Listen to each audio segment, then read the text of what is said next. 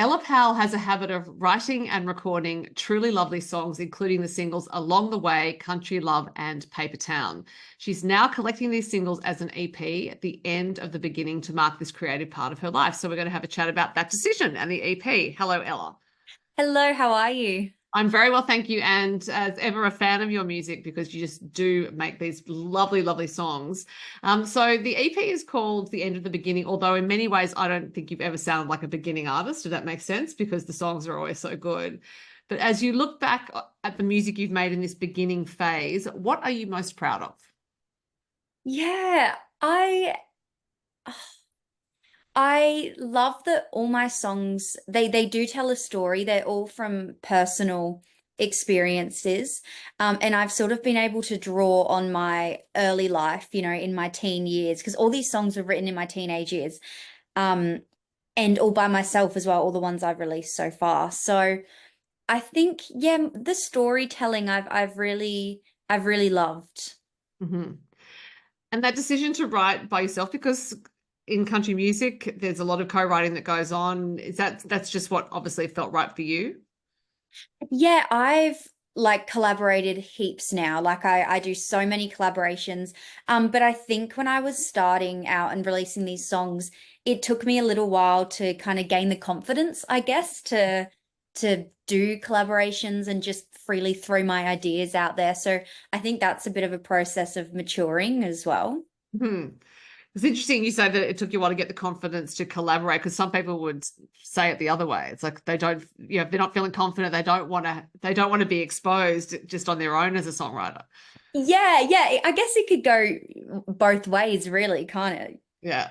So what have you enjoyed about collaborating then? I think it's just fun. You just throw ideas out, and it's just with so many people, it's just, non-judgmental, throw it out there, see what sticks, and just bouncing ideas off because, the way someone else looks at it is totally different to the way you do. Mhm. And I've been in recent, writing sessions lately where someone will just say something totally different. I'm like, oh my gosh, yes, that's amazing. And it just takes something down a whole new path. Yeah. Um, and it's just awesome, it's not things you would think about necessarily by yourself. Are you still doing any writing on your own though? Yes, heaps. Okay. Yeah. So building a body of work, which you've always done, you've always loved writing songs. And so do you know how many you have tucked away? Oh, probably, probably not as many as some other people because I tend to hold on to songs maybe a little bit too long sometimes Okay. and work them maybe sometimes even too much. And I think that's a process I'm trying to learn is when to just go, okay, this is done, move on. So I've probably got a couple hundred, but you could speak to some people that probably have a couple thousand. Oh, right. I think a couple So of was pretty impressive. yeah, oh, thanks. Yeah, but only released, the ones I'm really, really proud of. So the other ones are just sitting back there. Hanging out. Yeah. Yeah, chilling. It's interesting that idea of overworking though, because it happens, yeah, it can happen in prose writing, and I think it stems from that belief that, well, it could be that you think there's always a bit more that can be done, or just also going past the point where perhaps you disconnect from what sparked the song in the first place. Yeah, it's hard, isn't it, to know like when to call it a day and when to go, okay. Because sometimes if you overwork something, you lose its original spark. Mhm.